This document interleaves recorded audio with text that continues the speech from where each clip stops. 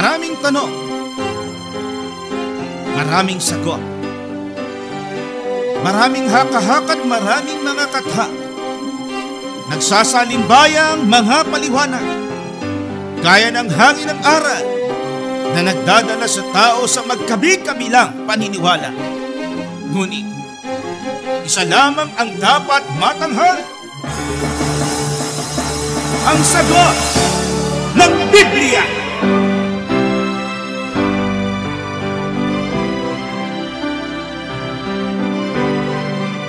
Gaya po ng inyong narinig, mga giliw naming taga-subaybay, sa palatuntunang ito na ang kabanal-banalan, ang bahagi pong ito ng ating programa ay pinamagatan po nating ang sagot ng Biblia.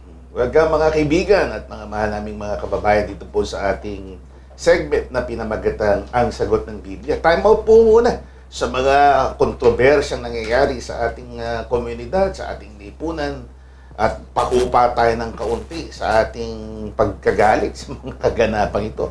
At bigyan daan po natin ang lalong makatutulong sa ating pang-araw-araw na pamumuhay, lalong-lalo na po yung welfare ng ating mga kaluluwa.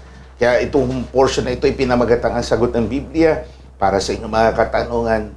Dito nyo po ipadala. Parating nyo po sa ating palatuntunan. At ang magiging tugon po ay sa pamamagitan ng pagbasa ng Biblia. Ipinag-aanyaya din po namin sa inyo ang mga ilang mga pagpoprograma po natin sa Impapawid at sa social media bukod po dito sa inyong nasusubaybayan. Narito po ang ating mga programs: Blessed Day, The Climb, Likhawi, ang Kabanal-Banalan Teleradyo, Full Life, and of course ito ang sagot ng Biblia. Ulit ko po: Blessed Day, The Climb, Likhawit, ang Kabanal-Banalan Teleradyo, Full Life, at ang sagot ng Biblia.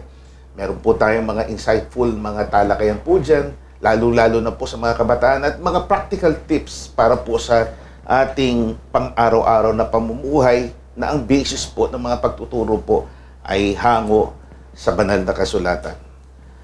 At mapapanood at mapakikinggan nyo nga po ito sa mga platforms na ito via Meta o sa Facebook MHC Media Facebook page o sa YouTube naman, The Most Holy Church YouTube channel, from Monday to Friday 6 in the morning, Mondays to Sundays naman 7 p.m.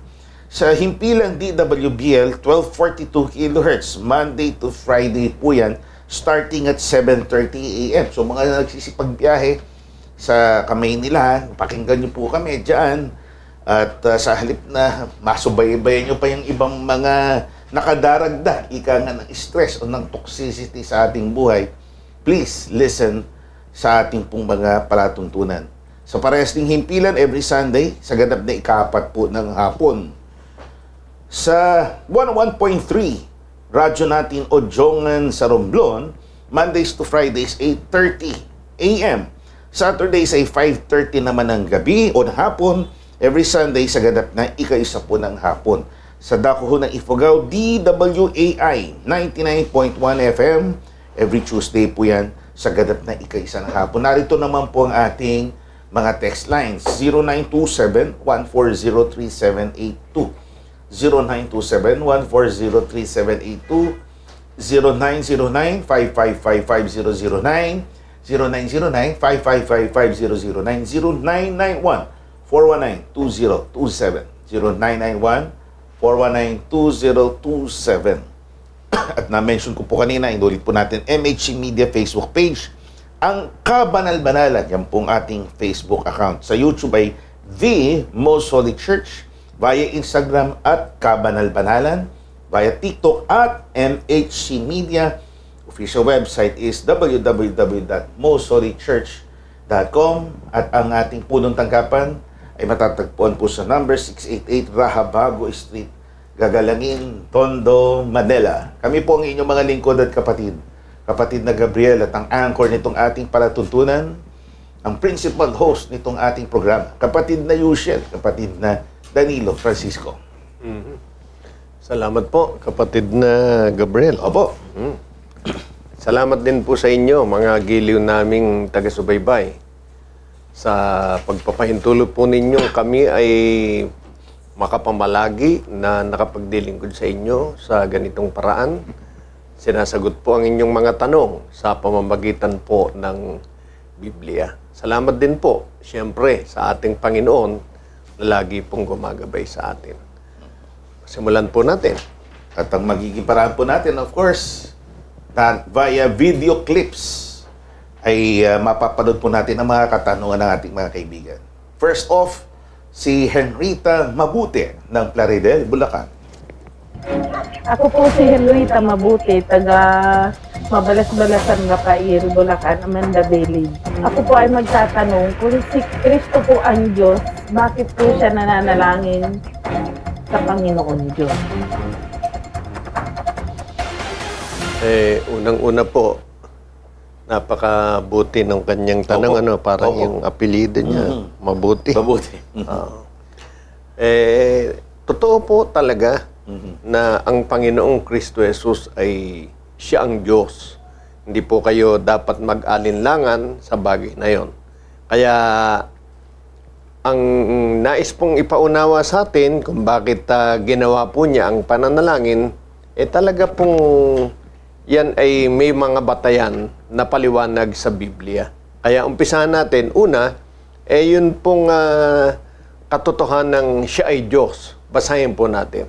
So, Colossus 2:9. Sa Mabuting Balita Biblia, narito po, sapagkat likas kay Kristo ang buong pagka-Diyos kahit na siya'y nagkatawang tao. O yan, napakatiyak naman ng pahayag ng Biblia sa pamamagitan ng sulat ni Apostol Pablo na ang buong pagka-Diyos likas sa Panginoong Kristo Jesus. Opo. Ibig sabihin, kumpleto, walang bawas. Hindi po ikatlong parte lang yung Opo. pagiging Diyos niya, kundi buong buo. Buong buo. At hindi po sineshare. Opo. Kanya lang yon. Kanya lang. Kaya sabi dito yung buong pagka-Diyos. So, wala siyang ka-share sa kanyang pagiging Diyos na animoy, may kausap pa siyang ibang Diyos na o kaya hindi siya Diyos at may dinadalanginan pa. Opo. So, maliwanag po yun. Siya ay nagkatawang tao, kahit na nagkatawang tao siya, sabihin ng nagkatawang tao, nakita natin siya sa kalagayang gaya ng tao, kahit na po gayon, huwag mong mawawalay sa ating isip, sa ating kalooban, ang katotohanan na siya po ay Diyos at ang pagiging Diyos niya ay buong buo, ayon po sa nakasulat sa Biblia. Ngayon, ang dahilan kung bakit po siya nanalangin, ayon kay Apostol Pedro, basahin natin ang kanyang paliwanag. Opo. Narito ang rason bakit niya ginawa ito. Sapagkat sa ganitong bagay, 1 Pedro 2:21, sapagkat sa ganitong bagay, kayo'y tinawag. Sapagkat si Kristo man ay nagbata dahil sa inyo, na kayo'y iniwanan ng halimbawa upang kayo'y magsisunod sa mga hakbang niya.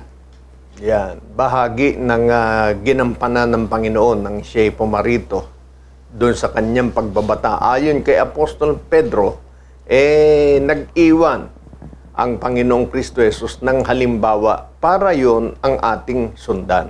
Kaya malinaw ang intensyon kung bakit niya yung ginawa. Hindi para ipakita na hindi siya ang Diyos at ang Diyos, yung sabi ng iba, tinatawagan niya. Hindi po gayon. Ayon sa mga apostol, malinaw na malinaw ang direksyon kung bakit po ginawa ng Panginoon yon upang mag-iwan sa atin ng halimbawa. Kaya ginawa niya ang pananalangin bagaman siya yung Diyos na dapat na dalanginan. Opo. At ang isang lingkod ng Diyos na natuto sa halimbawang yan na ipinakita at ginampanan mismo ng Panginoong Kristo Jesus, ang lingkod niya na si Esteban. Opo. Basahin po natin. Narito. Basahin po muna natin ang Lucas 23 at 34. Narito. At sinabi ni Jesus, Ama, patawarin mo sila sapagkat hindi nila nalalaman ang kanilang ginagawa. At sa pagbabahabahagi nila ng kanyang mga suot ay kanilang pinagsapalaranan. Yan. Yan yung tinutukoy ni Apostol Pedro na ginampanan ng ating Panginoon bilang halimbawa, yung panahon na siya po'y inuusig siya po ay nanalangin. Hindi po para magpahayag na hindi siya ang Diyos. Kundi, ayon kay Apostol Pedro, malinaw yun para mag-iwan sa atin ng halimbawa na manalangin tayo sa Diyos sa gayong paraan. Meron bang mga apostol o mga lingkod ng Diyos na sinundan at natuto ang sa halimbawang yan na iniwan ng Panginoong Kristo Jesus? Basahin natin. Narito, mga kaibigan, 7 at 59 sa Aklat ng Mga Gawa. At kanilang pinagbatuhanan si Esteban na tumatawag sa Panginoon at nagsasabi, Panginoong Jesus, tanggapin mo ang aking espiritu. At siya'y nanikluhod at sumigaw ng malakas na tinig, Panginoon, huwag mong iparatang sa kanila ang kasalanan ito. At pagkasabi niya nito ay nakatulog siya. Parehong-pareho, no? Kapatid na Gabriel. So yung pattern nakikita natin, ano? Kasi nga, sa tanong natin kaibigan, bakit niya ginawa? Alam natin, ito yung halimbawa. So nag-set siya ng example. Yung una niyang ehemplo ay ehemplo ng pagdalangin sa Panginoon, pagpapatawad, pagtawag, pagtawag sa Diyos. Opo. Ngayon, merong natuto sa eheplong ito. Itong binabanggit kanina natin kapatid na Yuse, itong si Esteban, na nasa pareha silang sitwasyon. Opo. Malapit ng mamatay. Inuusig sila. Inuusig sila. Nasa halip na magtungayaw, sumbatan ang Diyos, Opo. tanungin ang pasya ng Diyos, bakit ako nasa ganitong kalagayan? Bakit ako inuusig? Mabuti naman ang aking ginagawa. Yun ang unang ginawa ni Kristo. Ngayon, natuto si Esteban in the same situation. Anong ginawa niya? Tumawag sa Panginoon at sinabi niya, na-rephrase lang. Kumbaga, sinabi ni Kristo, patawarin mo sila sapagkat hindi nila nalalaman ang kanilang ginagawa. In the same breath, anong sabi ni Esteban? Huwag mong iparatang sa kanila ang kasalanan ito. Opo. At ang isang napakagandang bagay, tiniyak ni Esteban kung sino yung kanyang dinadalanginan, Panginoong Jesus. Opo. So, hindi iba, yung pattern na natutunan ni Esteban, hindi ibang Diyos yung tinatawagan. The same God. Si Kristo yun. Sa ehemplo ni Kristo, He's calling upon God, which is Himself, ehemplo para sa Kanya yun, na natutunan ng isang lingkod ng Diyos na itong si Esteban. Para masigurado na talagang ang pagdalangin niya sa Panginoon ay katunayang kinikilala ng Diyos, ang Panginoong Jesus. Basahin natin sa wikang English. Magandang punto po yan. Puntahan po natin ang isang salin ng parehas pong aklat. Acts of the Apostles, chapter 7, verses 59 to 60. So, using the same verses in the King James Version, it is stated here, and they stoned Stephen, calling upon God and saying, Lord Jesus, receive my spirit. And he kneeled down and cried with a loud voice, Lord, lay not this sin to their charge. And when he had said this, he fell asleep. So, klaro, tumatawag sa Diyos. Then, in the same sentence, sinabi niya, ang tinatawagan niya, Lord Jesus. Yeah. Hindi siya mananalangin sa Panginoon kung hindi niya kinikilala na Diyos ang Panginoong Kristo Jesus. Kaya diyan ay malinaw sa atin na talagang ang pangyayari na ang Panginoong Kristo Jesus nang siya'y nakapako sa krus at nanalangin at inihingi ng kapatawaran yung mga taong umuusig sa Kanya, yun po'y pagbibigay ng halimbawa na dapat nating tularan tulad ni Esteban na sa halip na magtampo sa Diyos o kaya magalit doon sa kapwa na ipanalangin sila na sana mamatay na rin sila. Di ba? May narinig tayo panalangin sa isang broadcaster dahil sa galit sa nangyayari. Birthday wish daw niya, prayer niya. Manamatay na raw mga kurakot. Sa ganang Kristiyano, hindi ho ganun Huwag niya ibilang sa kanila. Mananagot sa bata, syempre yung mga yon. Pero tungkol sa kasalanan, kung na-offend siya sa kasalanan, humingi ng tawad, huwag mong ibilang. Kung ako man ay inusik, huwag ibilang sa kanila. Hindi nila nalalaman ang kanilang ginagawa. Kaya yan po, mga giliw na taga-subaybay, lalo na po kay Mrs. Henrita. O maliwanag po. Diyos po talaga siya at nagbigay lamang po siya ng halimbawa. Kaya ang isa sa mga lingkod ng Diyos, yun ang kanyang sinundan o ginawa nang siya nasa gayon ding sitwasyon na nalangin sa Diyos na walang iba kundi ang ating Panginoong Kristo Jesus. So, salamat po. Sana po ay masampalatayanan nyo ang bagay na yan. Opo. Thank you po, sister. Next video clip po natin ay from Cherry May Legaspi ng Lalawigan ng Rizal. Ako po si Cherry May Legaspi. Kasalanan ko po mag-worship ng mga fans. Saan po ba mababasa? Kala ko ba puso nakatingin ang Diyos? Very good. Sa sari-sari store po si sister. Ano? Very good po yung question niyo. So, it's a matter of kung kasalanan ba, no, kapatid na Yusel? Opo. Wala po tayong mababasa sa Biblia na kasalanan yung siguro ang tinutukoy niya babae, ano? Opo. Dahil siya babae. Opo, nakapants. Wala tayong mababasang kasalanan yung pagkababae sasamba ng nakapantalon. Pero may mababasa po tayo sa Biblia na paraan kung paano tayo dapat manamit pagka po tayo ay sumasamba. At yun po ay sa paraan ng pagtuturo ni Apostol Pablo. Sabi niya sa mga kapatid sa Corinto 14 at 40. Narito mga kaibigan, dapat gawin ninyong may karapatan at may kaayusan ang lahat ng mga bagay. O yan. Ibig sabihin, ang anumang bagay na ating ginagawa, dapat po ay may kaayusan, lalo na po sa ating mga pagdilingkod sa Panginoong Diyos, di po ba? Halimbawa, pupunta sa kasalan, di pwede nakashort doon, no? Opo. Kasi special occasion po. Pero kung sa palengke lang, pwede yun. naman, casual. Kasi nga, hindi naman okasyon.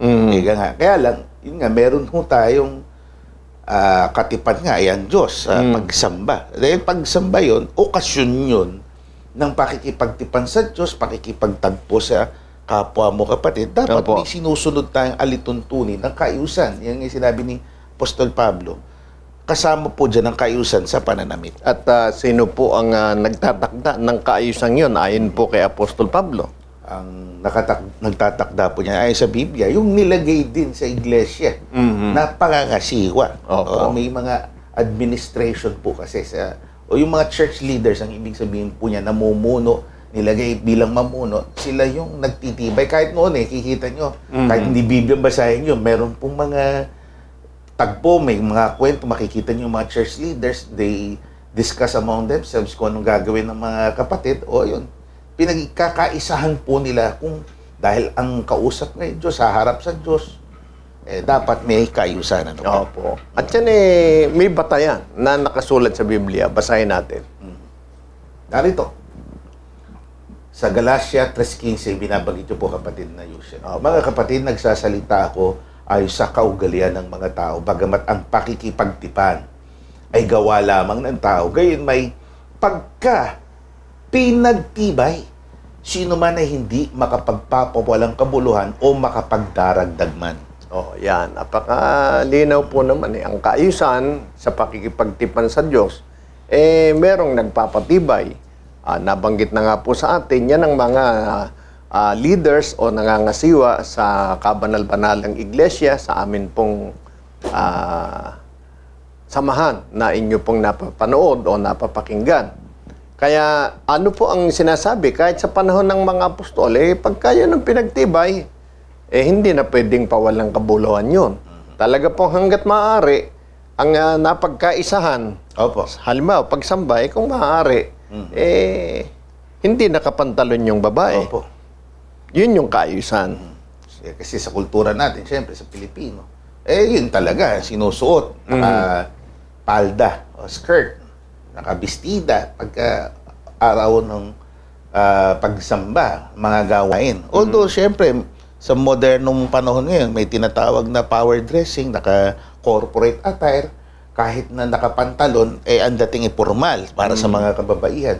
Dito nga ako sa ginagalawan kong daigdig sa legal, may mga nakakurbata pa na kababaihan. Pero babae, kanilang attire na gusto. Yun po okay. Ika nga, yun po corporate attire. Kaya lang pinagtibay sa oras ng pagsamba, hindi ko kasama ang pantalon, nakapantalon. Kaya kailangan dressed for the occasion. Yun nga kasi yung power dressing, corporate dressing, iba po yun. You deal with people. You present yourself in such a manner na gano'n ang dating mo. Dahil ikaw ay isang abogado, halimbawa, isang public official, gano'n ang pagpepresenta mo sa sarili mo. Ngunit sa pagsamba, syempre, iba ho ang kailangan mong maging pananamit. No. Ayon sa pinagtibay. Opo. At yun ang pinagtibay. Parang sa school, di ba? Pagka babae, nakapalda yung babae. Pagka lalaki, hindi pwede nakapalda. Opo, siyempre. Natatandaan ko, tama ko kayo, yung punto nyo yun. Kasi minsan, no-orient yung mga estudyante o wala pang school year. Pinapakita pa nga ho yung itsura ng isusuot mismo. Opo. O ito ang uniform, ito ang sukat, maging yung haba ng skirt ng mga kababaihan, nakalagay po doon. Yung kulay, kung checkered ba ito, kung ano ang logo na isusuot, yung patch, di ba, everything. Yun may kaayusan. Yun, Opo. sa paaralan pala. Lalo na sa pagsamba. So, sa usaping kasalanan, para bang ipinagkakasala mo yan? In a way, oo. Parang gano'n, di ba? Opo. Dahil merong itinakdang kayusan eh. Pero sabi nyo nga kanina, kapatid na Yusil, hanggat maaari, kung hindi pa kaya, sa simula, at least mag-a-adjust ka sa susunod ng mga pagkakataon, kinakailangan iaakma mo ng yung sarili sa appropriate attire. Sa proper attire, tuwing magsamba. Opo. At pagka yan ay atin pong sinusunod, isinasaalang-alang po talaga natin ang pangangasiwa na talagang gumagabay sa atin kung paano po natin dapat na sinusunod o ginaganap ang mga tulad ng pagsamba. Na gaya rin ng sinabi po ni Apostol Pablo kay Timoteo. Basahin po natin. Narito, sa kanyang liham, unang Timoteo 2:9, sa Tagalog Popular Version. Ang mga babae naman ay dapat maging mainhin, maayos at kagalang-galang sa pananamit at ayos ng buhok. Hindi sila dapat maging magarbo sa pananamit at maluho sa mga mamahaling alas na ginto o perlas. Yan. Napakalinaw, di po ba? Maging maingat sa pananamit. Kaya kung minsan ayaw palda ng ibang babae. Nako pagka daw nakapalda parang hindi siya makagalaw ng gusto niyang galaw. Di ba? So, ibig sabihin, talagang yung tinutukoy dito ni Apostol Pablo na pagiging maingat, talagang mangyayari yon. Depende rin sa iyong kasuotan. Opo. Kung hindi ka nakapalda, talagang bara-bara. Ang kilos. Kaya kailangan ganun talaga, no? Dahil yun ng kasuotan mo, magiging mayumi ka nga. Opo. Nakalagay dyan. Kagalang-galang sa pananamit, sa pagkilos, kasi nga, pagsamba ho yun. Opo. Yun ay okasyon na dapat ay ginagalang natin. Opo. So, salamat po at maunawaan po nawa ninyo, masampalatayanan ninyo ang bagay na yan. Pakinggan po natin ang isang awitin from Bungabon, Nueva Ecija. Ito po si Brother Israel, si Brother Shiloh Abeliera. Miyembro po siya ng Mana o Mana Choir ng Pastulan Doxologia. Kapayapaan po sa ating mga taga-subaybay. Ako po si kapatid na Israel, Shiloh Abeliera. Salamat po sa patuloy na pakikipagkaisa sa programang Ang Sagot ng Biblia. Sa pagkakataon pong ito, nais ko po kayong handugan ng isang likhawit na sumisimbolo ng isang pagbabago sa ating mga buhay. Ang pagnanais na tularan natin ang ating Diyos sa kanyang kadakilaan at pag-ibig na inalay niya sa bawat isa sa atin. Ang makita sa atin ang pamumuhay na ang layunin ay mas palalimin pa natin ang relasyon natin sa Panginoon. bilang isang patotoo na minamahal natin siya at pagtapatan tulad ng ipinadama niya sa bawat isa sa atin. Ang awitin pong ito ay may pamagat na, magiging katulad mo kami.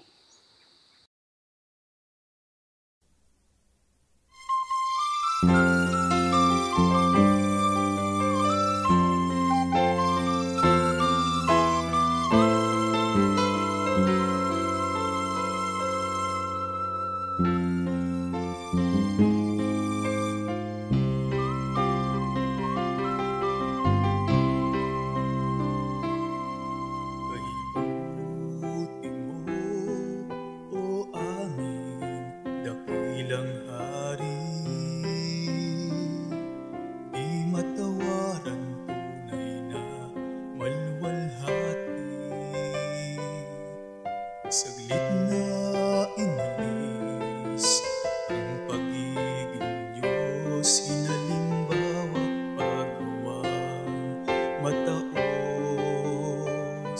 Sa kasalanan kami tinubos.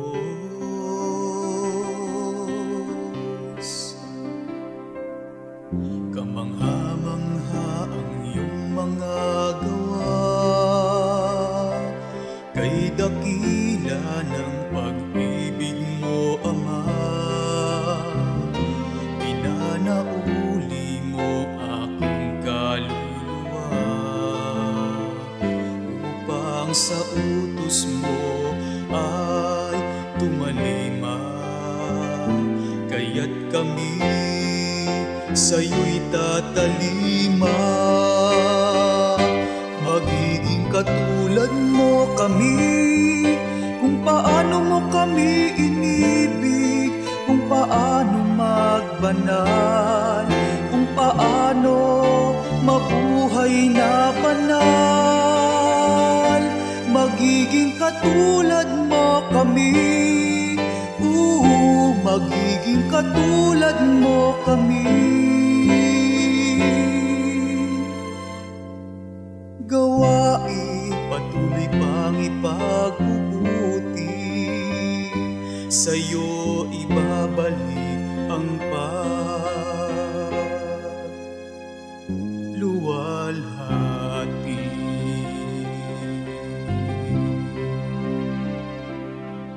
Kay buti mo, o aming dakilang hari, matawaran tunay na malwalhati. Saglit na inalis ang pag-ibig Diyos, inalimbawa pagawang mataos. Sa kasalanan kami tinubos.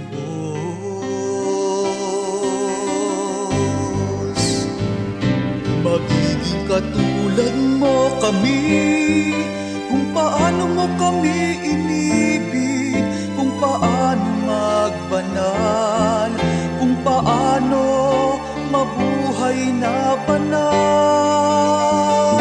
Magiging katulad mo kami, magiging katulad mo kami. Gawain patuloy pang ipagbubuti, sa'yo ibabalik ang pagluwalhati.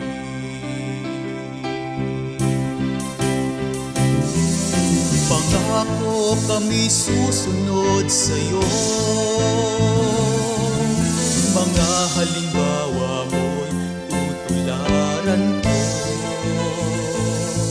Mga di kayang ialay, pilit iaalay, ng kaluwalhatian mo'y maibigay.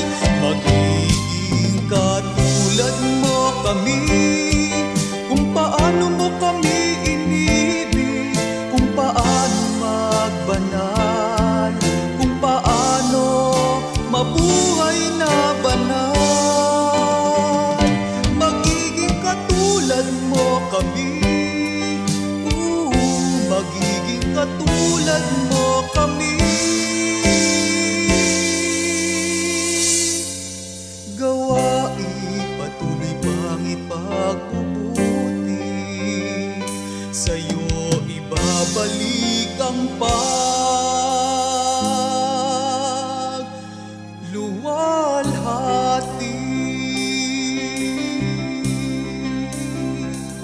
Magiging katulad mo kami.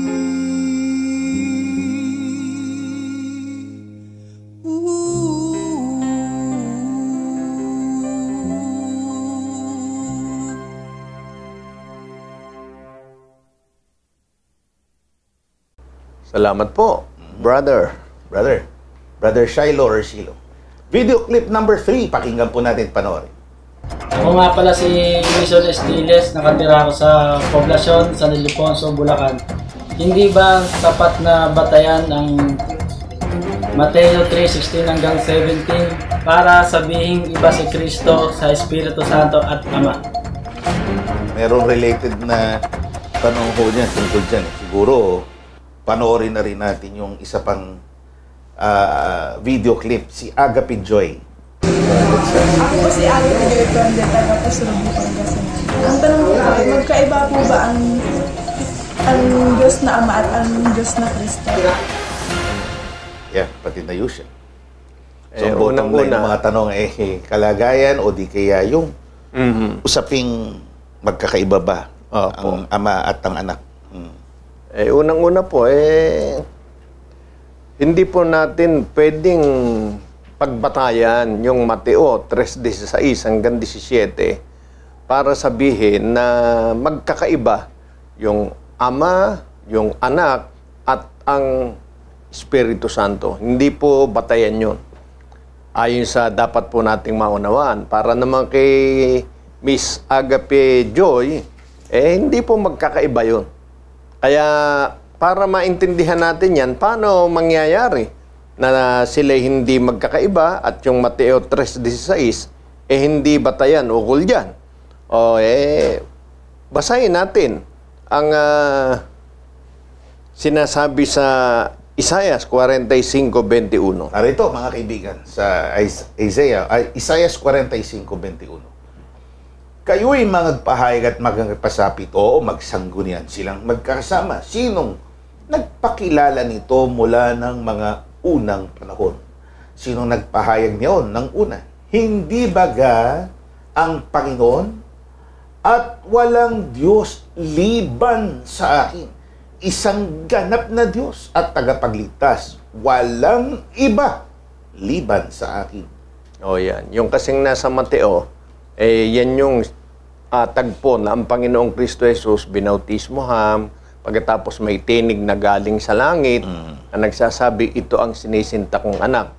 Ngayon, dahil yun ang salita, ang nagsalita nun, yung Ama, dahil anak yung tinutukoy niya. Opo. Pagkatapos nun, may bumabang gaya ng kalapati na yun Espiritu Santo. Kaya sabi nila, may anak, may Ama, may Espiritu Santo.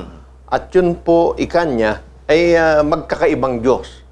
Yun po yung sinasabi nila. Pero ang Diyos ang nagsasabi, ang Diyos, isa lang. Opo. Kompletong Diyos. Na Opo. Nulit po natin ginamit natin termino. Hindi sineshare yung kanyang pagiging Diyos. Absolute po na siya lang.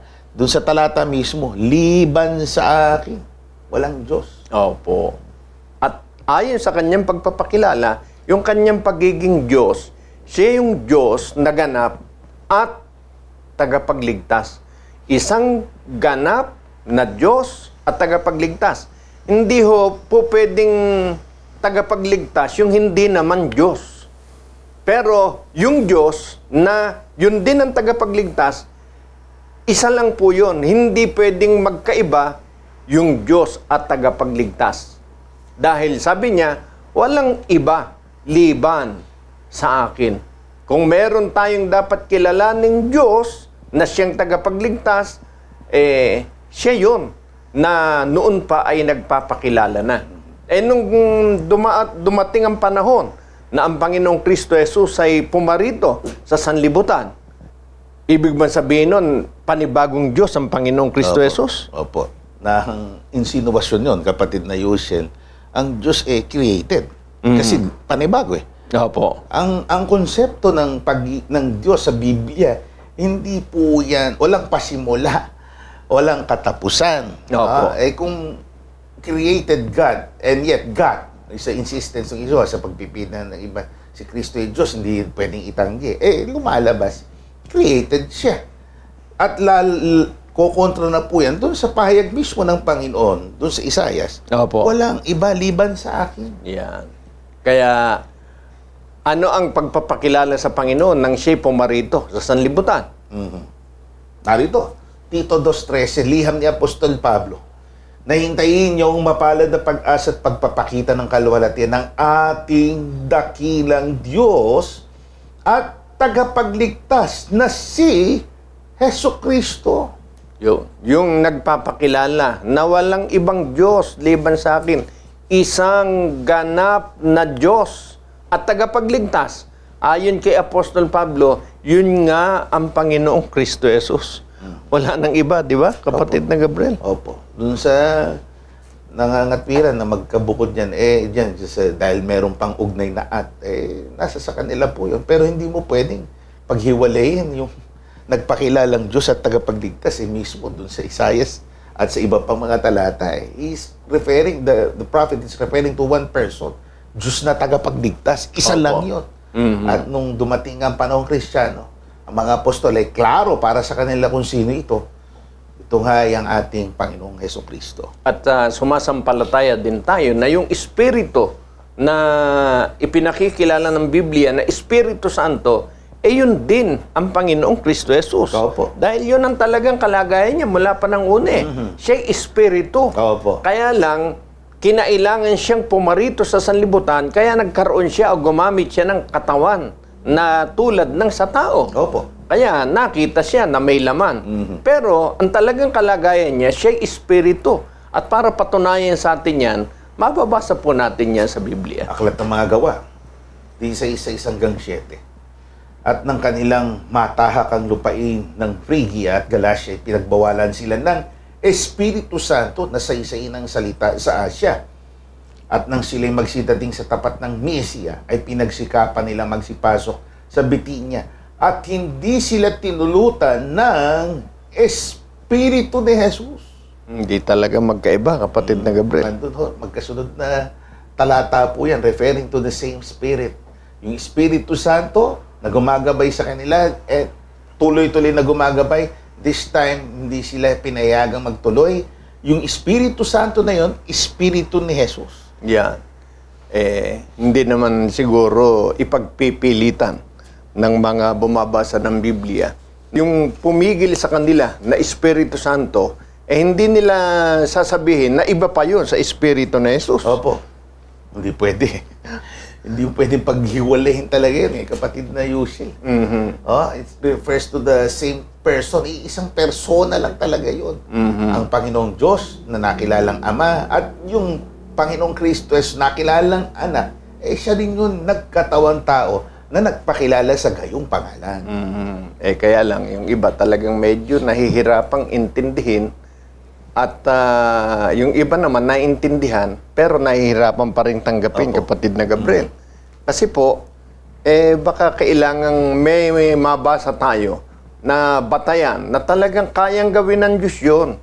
Kahit na siya nandito sa lupa, makapagpapahayag siya ng kanyang salita mula sa langit. Opo. At yan po'y dati na niyang ginagawa. Basahin natin. Opo. Ang ganda ho ng punto niyo, kapatid na Yushel. Kasi kahit nga tao, kayang gawin yan. Opo. Diyos pa kaya. Ito ho nakalagay, Nehemias 9:13.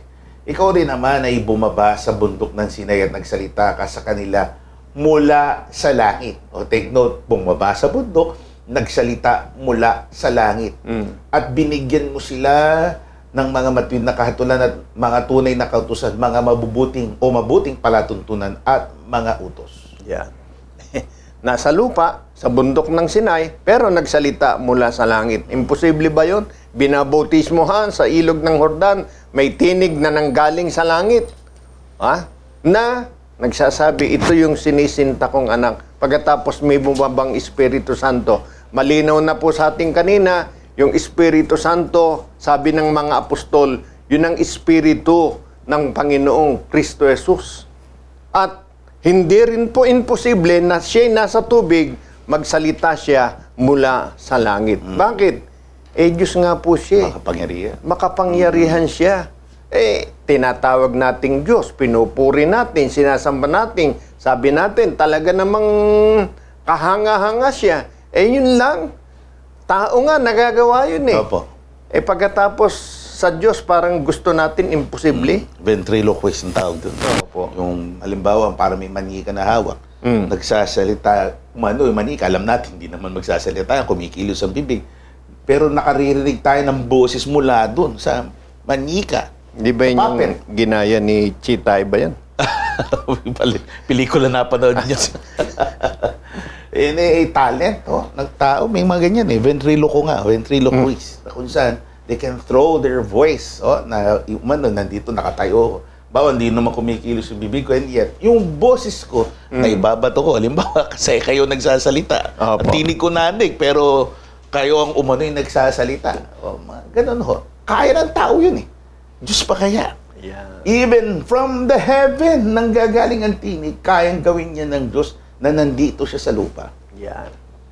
So, sana po, huwag tayong mag-alinlangan kasi hindi pwedeng marami po ang Diyos.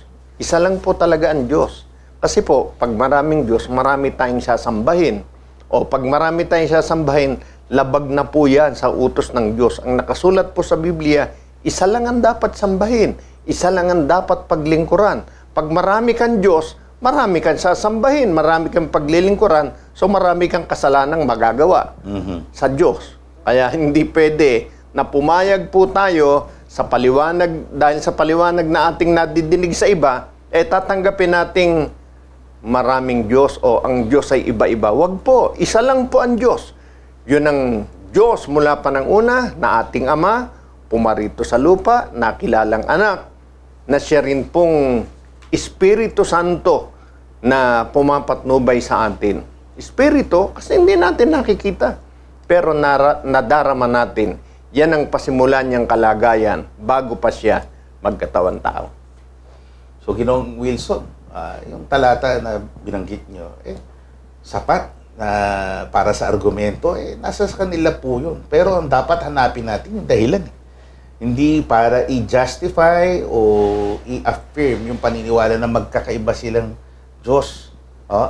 Yun ang hanapin natin, yung paliwanag mismo sa Biblia, bakit ginawa ito ng nag-iisang Diyos.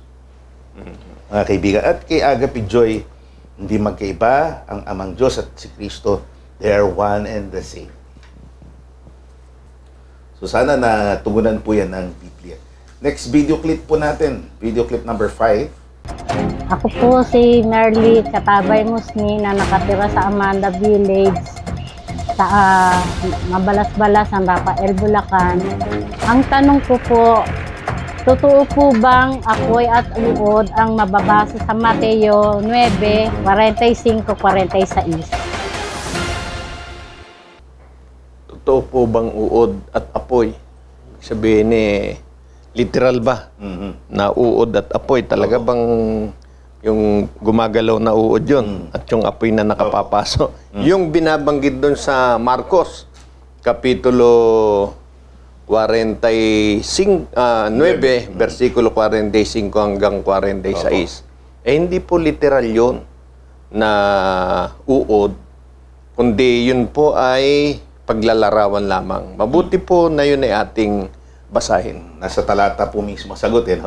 At kung ang paamoy makapagpapatisod sa iyo, ay putulin mo. Mabuti pa sa iyong pumasok ang pilay sa buhay kaysa dalawang paa kung mabulid sa impyerno. Dalawang paa kang mabulid sa impyerno, na do'y hindi namamatay ang kanilang uod at hindi namamatay ang apoy. Yan.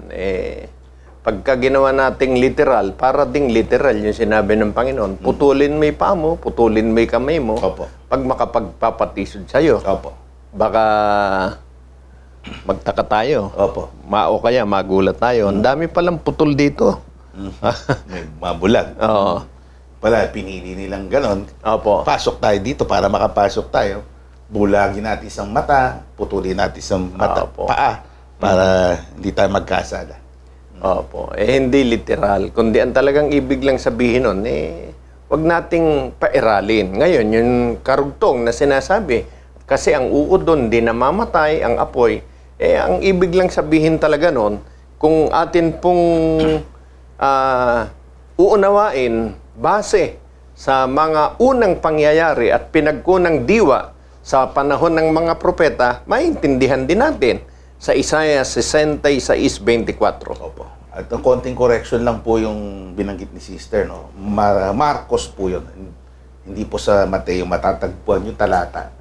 Isaiah 66:24. At sila'y nagsilabas magsisilabas at magsisitingin sa mga bangkay ng mga taong nagsisisalangsang laban sa akin, sapagkat ang kanilang uod ay hindi mamamatay o mamamatay man ang kanilang apoy, at sila'y magiging kayamutan sa lahat ng mga tao. Oh, yan. Napakalinaw Di ba? Diyan ay makikita natin na ang kapangyayarihan ng ganyang mga bagay na ang larawan ay inuuod, na ang uod hindi namamatay. At gaya ng sinusunog na ng apoy, parang yung sinasabi ng iba, nako, sinusunog na kaluluwa niyan sa impyerno. Kahit buhay pa. Kasi, dinidescribe niya, kinamumuhihan ka na sa kasamaan mo, di ba? Opo.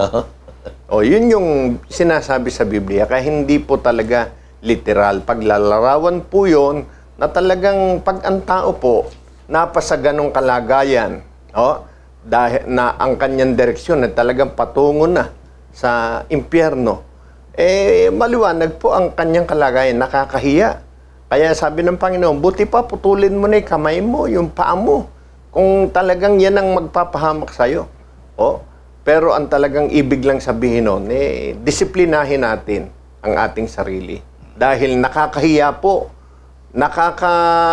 talagang gaya ng wala na tayong kabuluhan pagka po napunta tayo sa ganong kalagayan. So sana naging klaro po yun. Pero ang garantisado po, pag na-impyerno talaga, yun ay dagat-dagatang apoy, literal. Opo. Wala pa ngayon. Pero darating ang panahon, yung parusahang apoy, darating pa lamang. Lamang, yun nga, yung sinasabi namin na Yushel. Yan po yung nababasa natin sa Isaiah 66:24, kababasa lang. Yung kahihiyan, kayamutan, kiniinisan, yung sitwasyon mong ikay nabubuhay sa kasalanan. Parang yun nangyari kay Herodes, di po ba? Si Herodes, dahil nagyabang siya at inangkin niya ang kapurihan ng Panginoon, buhay pa, inuud na. Opo. Yun ang sabi, no? Kaibigan, uod. Siyempre, pasantabi sa mga kumakain. Baka may nagmimerienda ho ngayon. Simbolo ho ng kabulukan ho kasi yan. Di ba? Kahit mayroong nabubulok na gulay, nabubulok na prutas, nagkakaroon ng uod. Di ba? Yung presensya ng uod, hindi sabihin, may presensya ng kabulukan. Yan. Kawalang kabuluhan sa harap ng Diyos. Mawawalang saysay.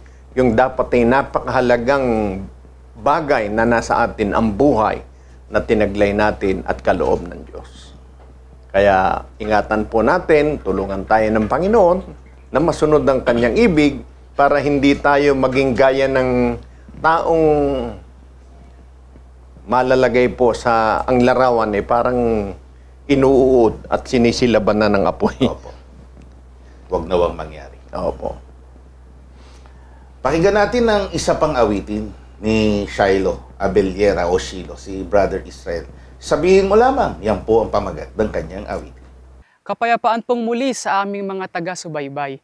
Hayaan niyo pong alayan ko kayo ng isang awitin na siyang magpapadama sa inyo ng mga kasagutan sa lahat ng inyong mga dinaranas. Isa man niyang pagsubok na tila ba gusto mo ng sukuan o isang kahilingan na pakiramdam mo wala ng pag-asang matupad.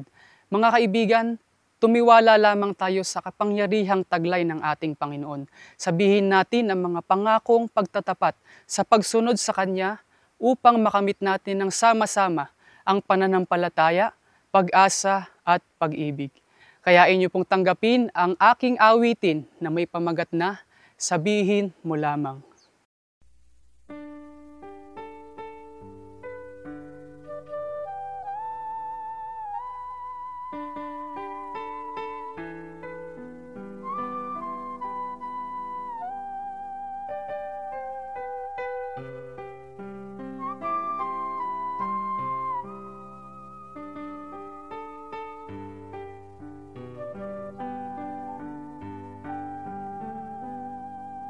Sabihin mo lamang, Ama, sabihin mo lamang, at ako'y tatalima. Sabihin mo lamang, Ama, sabihin mo lamang, at ako'y tatalima. Sabihin mo lamang.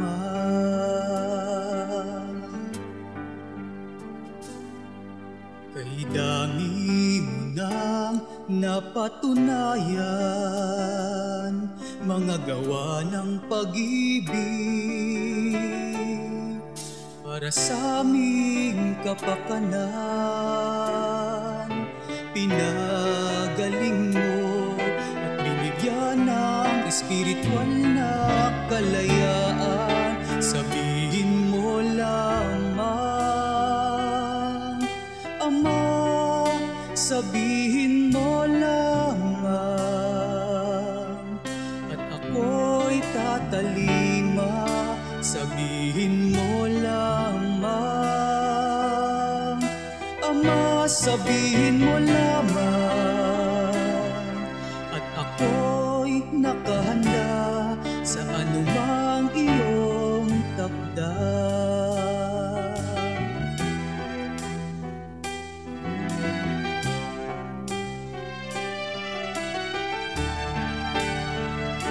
Kay rami ng pagsubok na aking nalagpasan, at nauunawaan na marami pang daraanan. Ngunit alam kong kamay mo'y nariyan upang ako'y alalayan sa pag-abot ng kasagdalan. Sabihin mo lamang, Ama, sabihin mo lamang, at ako'y tatalima. Sabihin mo lamang, Ama, sabihin mo lamang, at ako'y nakahanda sa anumang iyong takda. Marami na kaming piniling, ngunit ni minsan ay di ka dumaing. Ama, aking pangako, Ama, aking pangako, anumang naisin mo, tutugunin ang puso ko. Narito ako, sabihin mo lamang, Ama, sabihin mo lamang, at ako'y tatalima. Sabihin mo lamang, Ama, sabihin mo lamang, at ako'y nakahanda sa anumang iyong takda. Salamat, Ama, sa maraming pagpapala. Salamat, Ama, sa dakila mong pagtitiwala. Alam ko, sa likod ng aking pagtalima, inilaan mo ang tunay na paglaya upang masapi ang dakila mo gantimpala. Sabihin mo lamang, Ama, sabihin mo lamang, at ako'y tatalima. Sabihin mo lamang, Ama, sabihin mo lamang, at ako'y nakahanda sa anumang iyong takda. Ama, sabihin mo lamang.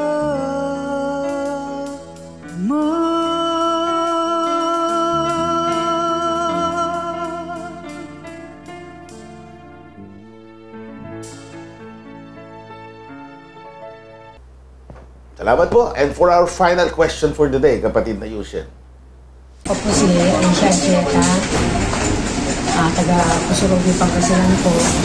Ang tanong ko po, sa aklat po ng Genesis, bakit po nagsisi ang Diyos nang nilikha niya ang tao? Yung pong pagsisisi na nakasulat at mababasa natin sa Genesis, sa Isais, hindi po nangangahulugan yun na gaya ng iniisip ng iba na parang pagsisisi dahil mayroong kasalanan. Opo. Ito po'y iba. Kaya para maintindihan natin, ano ba ibig sabihin ng pagsisisi doon? Na sa Biblia din po ang kasagutan. So una po nasa aklat ng Bilang, 23:9, ang Diyos ay hindi nagsisisi. Narito, ang Diyos ay hindi tao na nagsisinungaling, ni anak ng tao na magsisisi. Sinabi ba niya at hindi niya gagawin? O sinalita ba niya at hindi niya isasagawa? Yan.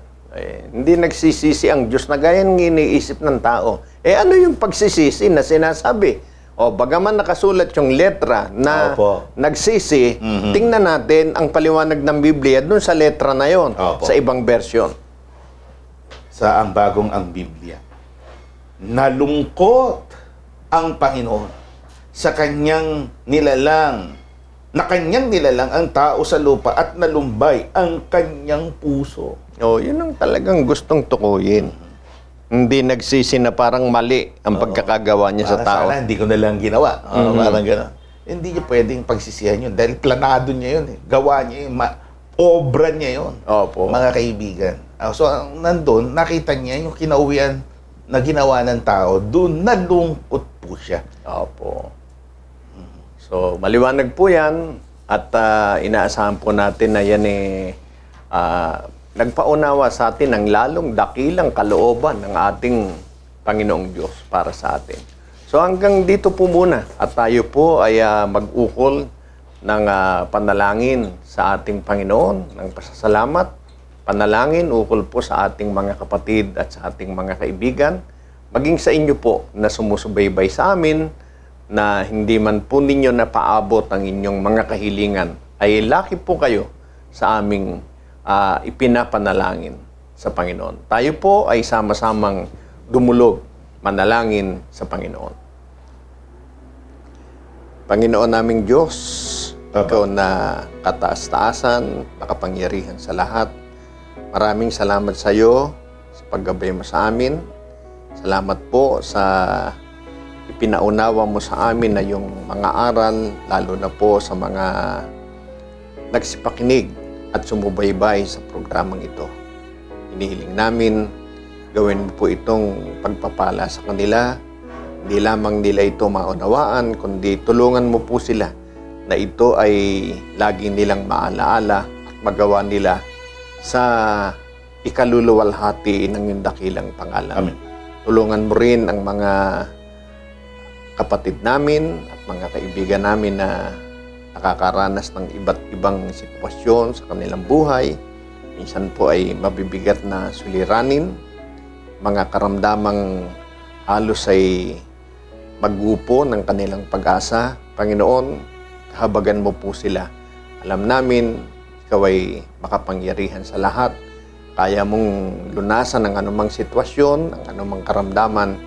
Ngunit ito po ay pinakikiusap naming ipadama mo sa kanila. Payagan mo po na maranasan nila ang iyong pagmamahal, ang iyong mga pagkalinga. Masangkapan ka po ng mga tao na gagabay at tutulong sa aming mga kapatid, kahit po sa aming mga kaibigan. Huwag mong bayaang lumayo ang kanilang kalooban sa iyo, kundi sa ganitong paraan, makilala kanilang lubos at sila dumating din ng panahon na makasama po namin sila sa maayos at tapat na pagdilingkod sa iyong pangalan. Amen.